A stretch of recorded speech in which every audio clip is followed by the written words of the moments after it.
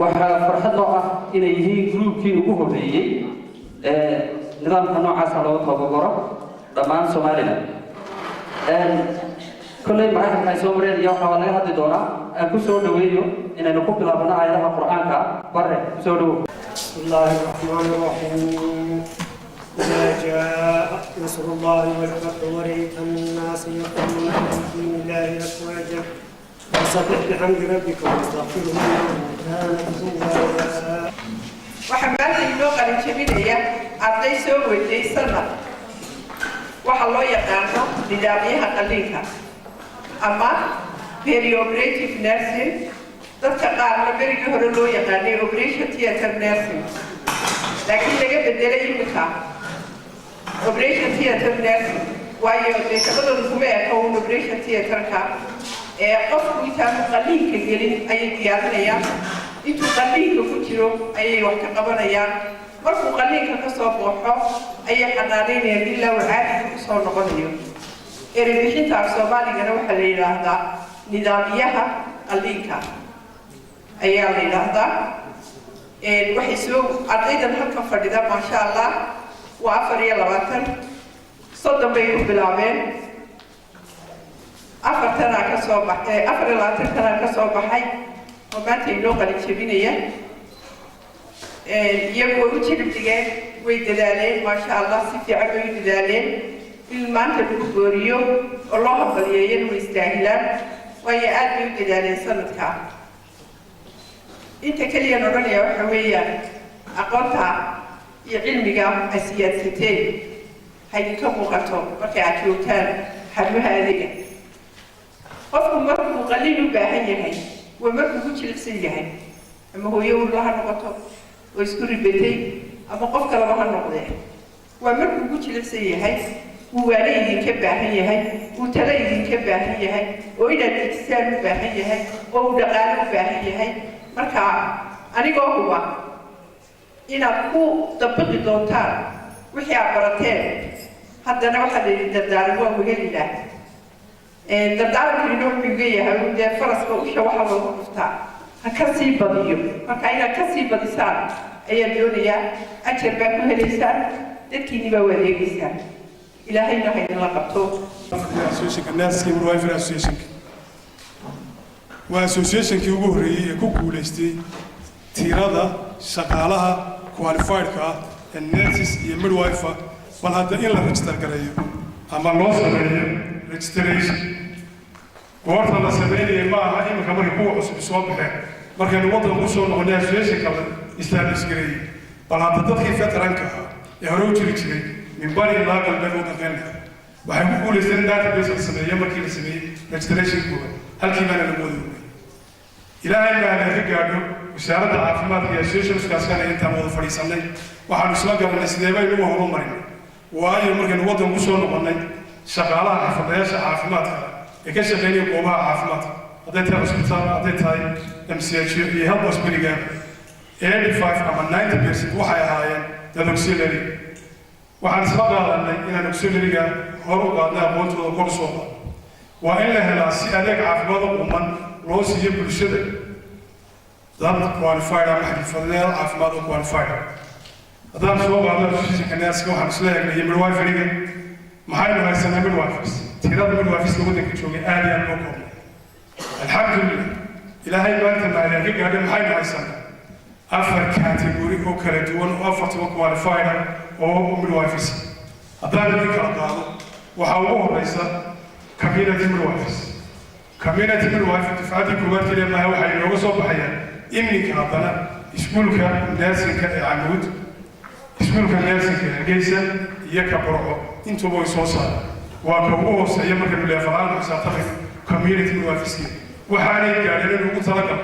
ريفرم حسن تريس كويا لا ميلها كل ليلة وحبوا هيك مستيج كلا بعض يكون ينسوا كلا شو كيلومتر بس بيسي كل وايفري واي متابعة أيوه أرضي كبحدي اسكول الناس كبارفاي ناس كان أيه كان بس بيسي كانوا جري وإنه وصل وما تيجي أي نقول ترى كلا ينقص شقيان hospital هذا يرفرنس سنترس وأنا جسوا بيوحي نقول إن نقول يسنو لا نسأ أيه degree بالوقت Together with that association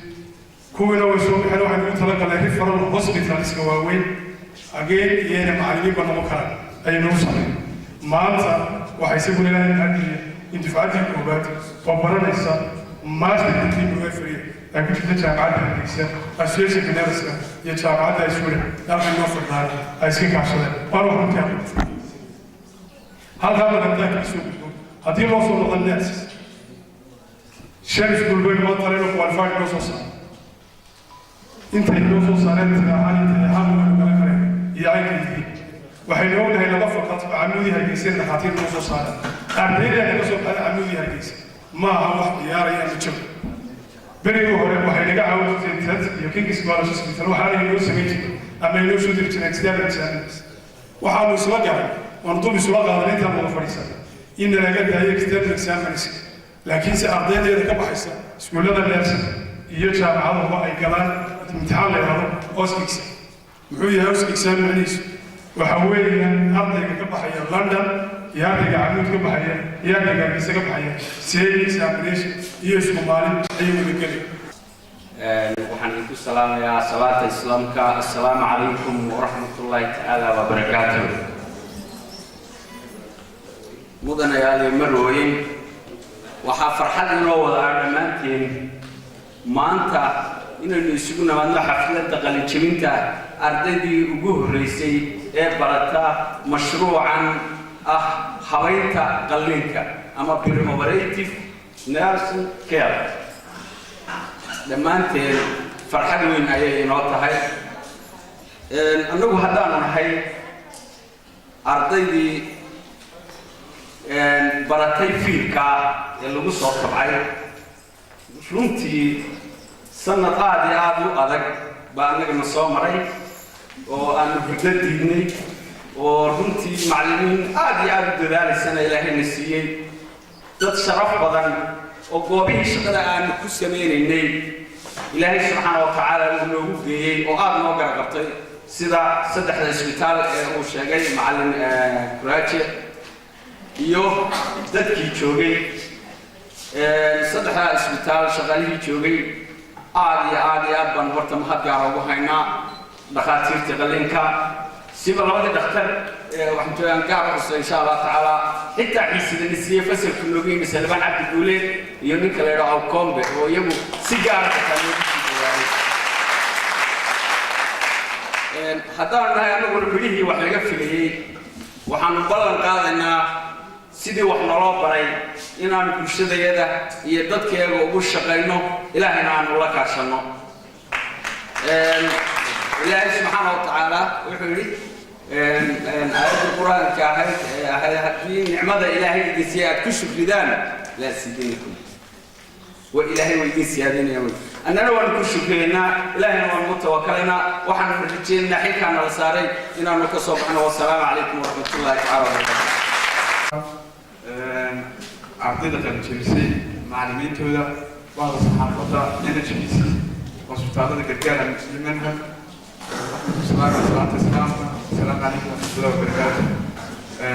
وبحكي iyo برنامجنا شرحات الجهد هي شينة وأرجو وحمي حديقي لبناني واحد ليس يأتي سوسة لدي برنامج أوتينارس أما بلوبرت نارس وحن حمصار فاهم كله طبيعي ويساعدنا يسوق يديك نسوق وحمرشلا كباستي بيلدينجا كلية وحمرشلا وصف من دو سعرنا وحدي تبي عن الموضوع بس أنا كورا بس تحت أنا كورا حمصار اشتغل برنامج من درجة شغالي وهي هيستي أنا سعر وما فيش يمكن أي شيء كم بدن بقول قليل بدل ما يمكن شيء أوتينارس أما أو بلوبرت نارس لوكسور كانوا العقارية مفربنا ما كده واحد لو قاعد هنا أضيان توابرنا ناس كتشوجا اشتاق إني كفرقنا كنا شغلنا قبلنا الحمد لله واحد توابري كل واحد له أوتينارس أو هذا كمان قلنا اشتاق برا سلام كنا international international standard أوتينارس أو standard standardization كيو أو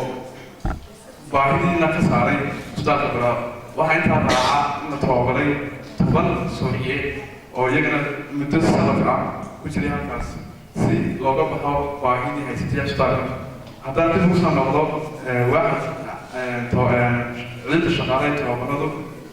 waxa uu agaasimayna wada fadhiyo waxa noo qorshaysan inaan sameyno survey ama wixii ururin madax taabasho ah taasoo aan ka bilaabayno dabeeqada bisha February dhammaan gobollada Somaliland oo ah inaan kula ogaano inta nurse dhakhtar shaybaadh suuliye gobolka jooga iyo inta shanta institute inoo sameeyay inta institute kale wada tacliinta waxbarashada caafimaadka taasoo wax weyn inoo tari doona insha Allah mustaqbalka waxaan mar labaad jeclaan lahaa in job descriptionska oo halkan fadhi dhakhtar Axmed Sulaiman human tools aan OTNS ku jiro oo ay kusoo dari doonaa agabka maareynta inta shaqaalaha insha Allah wax kaloo halkan fadhiidii kasta wasiirka caafimaadka oo maanta khamiistii anigii Fawziya la qaadanay inaanu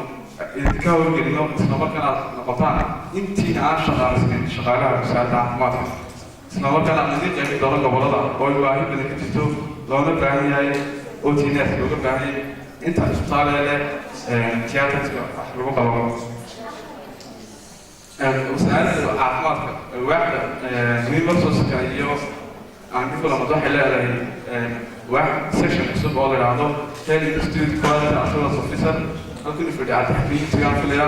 kaasoo nooga mas'uula inuu ku daba jiro tayada caafimaadka kuliyadaha isla markaana bishii ku wareega dhammaan gobollada Somaliland wiigii hore waxay joogeen laascaanood wiigii soo waxay joogeen awdal iyagoo warbixin inooga keeni doona institute soo socdaan iyo soo kala horeeyaan waxaan kaloo jeclaan lahaa inaan kusoo kordhinay caafimaadka kadar u dhexeeya dhakhtarka iyo nurska oo loo yaqaano clinical officers kaasoo looga baahan yahay EVHS programka ah xirmooyinka caafimaadka ee gobollada bariga ka shaqeeya intooda badan oo imika laga hirgeliyay gobolka awdal iyo gobolka Sanaag horena ugu sii saaciday gobolka Saaxil oo u dhakhtar Axmed Sulaiman ka sheekeeyey lixdii koowaad ee tababareen waxaan imika bisha 20 insha Allah waxaan soo xaysiinay ciddii nurse macallina ama dhakhtara oo loo qaadi doono ifakaara Tanzania kuna soo baran doona 4 bilood oo teaching methodology oo macluumaadka officerska aan dadka ka furi doono insha Allah iyaguna noqon doona macallimiinta xaga oo ah talaabo hor loo qaaday oo ku mahadsan dhakhtarshiina iyo tiimkii hore u shaqeeyay waxay wasaaradda caafimaadka ka go'an tahay in capacity buildingka inay tayayso shaqaalaheeda ruux badan oo dhalinyaro reer Somaliland ah oo dalkooda iyo dadkooda wax ku bartay ku qalin jabinayaan oo waliba ay ka qalin jabinayaan fiilkan quruxda badan ama qaaliga ah ee ugu muhiimsan adeegyada Somaliland u baahan tahay maanta adeegga caafimaadka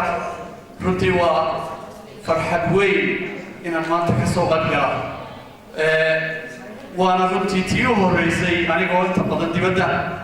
qaranka uga shaqeeyo ku sugnaa waxay ii noqon doontaa taariikh insha Allah noqon maysa tii u dambeysay insha Allah qaar badan oo kale oo qurux badan oo sidan oo kale ah oo guulaha qaranka Somaliland maalinta ka dambeysa ayaan insha Allah ka mid noqon doona insha Allah ka qayb doona laakiin runtii aad iyo aad waxay taabtay maanta wasaaradda caafimaadka oo ah wasaaradaha halbowlaha ah wasaaradaha had iyo jeer haddaan nahay mas'uuliyiinta dibadda jooga ku mudan inay wax la qabtaan inay maanta soo saarto 24 qualified pre-operative nurses ka shaqayn doona insha Allah diyaarinta howlaha qaliinka oo ku filaan doona qaar ka mid ah dhakhtarradeena waaweyn insha Allah aad iyo aad baan u faraxsanahay shaqadan aan maanta fadhino barigeeda aynu u fadhino oo ahaa abaabyaashii hore ee soo agaasay iyo sidoo kale shaqadii uu qaban jiray wasaaradda caafimaadka waqtiyada aad u mahadnaqayno insha Allah sidoo kale waxaan doonayaa ka salaam halkan madaxda kale ee ku timi halkan ay ka mid yihiin waxaan arkaa Dalana University waxaa kaloo arkaa fair foundation iyo tent oo halka joogta iyo dhammaan kasoo qaybgalayaasha sharafta badan ee baarlamaanka uu ku jiro waa salaamaya dhammaantiin waxaan ku salaamaysaa asalaamu calaykum waraxmatullahi wabarakaatu runtii haddaan nahay wasaaradda caafimaadku waxaan weeye hadafkaygu waa laba shay markaan soo koobo waa ugu horreyn waa ka hortagga cudurrada iyo cudurrada dilaaga iyo sidoo kale daaweynta labadaa shay baa u ah waxyaalaha aan qabanno waxyaalaha ugu waaweyn ee aan qabanno hadday tahay cudurrada dilaaga communicable diseases iyo non-communicable iyo neglected tropical diseases bay u kala baxaan saddexdaa qaybood oo ay kala baxaan ayaan ugu jirnaa dadaal inaan ka hortagno isku dayno inaanu halka intaan u baahan kharash iyo u baahan dhaqaale inaan ka hortagno taasoo aan ugu jirno oo ah inaan naga go-an tahay wasaarad ahaan inaan samayno haddiiba ay dee yimaadaan dhibaato marka aan hello dadkii xirfadda lahaa qaban lahaa hawsha aan doonayna markaa maanta aynu fadhino ay ka mid yihiin clinical nurses iyo OT nurses maanta ku jira iyo community device community ay ka mid yihiin oo maanta aynu fadhino halkan oo inta badan nala shaqeeya sidii aan u daweyn lahayn iyo aan uga qaban lahayn runtii dhibaatooyinka ugu waaweyn caafimaadka haddaan xoogaa ay dul maro waxaa ka mid ah isku dhimashada hooyooyinka iyo dhallaanka oo noogu jirta meelaha ugu waaweyn kuna jirta caalamka millennium development goal MDG 4 and 5 oo aan isku dayin inaanu si aan wasaaradahaan hormoodka aan banahay waxaa kaloo dhibaatooyinka TB-da ayaa ka mid ah iyo cudurrada kale ee carruurta ku dhaca oo ay ka mid tahay naayada iyo shubanka kuwaasoo runtii geysta dhibaatooyinka fara badan haddaan u noqdo xagga nooca anaga wasaarad ahaan waxaa nooga go-aanay inay qof kasta oo ka mid ah oo reer somaliland inuu helo caafimaad ilaahay baa caafimaadka bixiya sida sheegayso wasaaradda sida sheegayso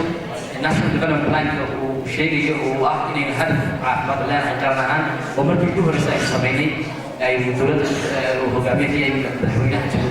jamhuuriyadda somaliland axmed uu ka yahay xamsilaayo aanu samaynay qorshe qaran oo ah national development planka waxaa ku xusan in la helo bulsho caafimaad qabto in la helo cudud shaqaale oo runtii tayaysan sidii markaa aynu u gaari lahayn hadafkii haddii dad bulshadu ay dhibaato iyo cudur ay dhacaanna runtii productkooda uu yaraanaya hadafkii yoolkii iyo aydigsana qaran ahaana wuu maxay tahay waxbay weybaysaa sharafta leh halkan isugu timi madaxda wasaaradda caafimaadka ambassador Ali hay-adaha caawinayay programkan ay nursing association-ku wadeen madaxda iyo shaqaalaha nursing and midwifery association Somaliland ardayda qalin jebisay waalidiintooda jaamacadaha inaga caawinaya waxbarashada iyo tayeynta hay-adaheena ee halkan jooga hay-adaha kale iyo martida joogta saxaafadda xildhibaanada aad iyo aad baan idin wada salaamaya idinku mahadnaqaya sharaf bay ii tahay inaan xafladan qiimaha leh ka soo qayb galo waanaan ku faraxsanahay hambaliyo aad iyo aad u qiimo badanna waxaan u darayaa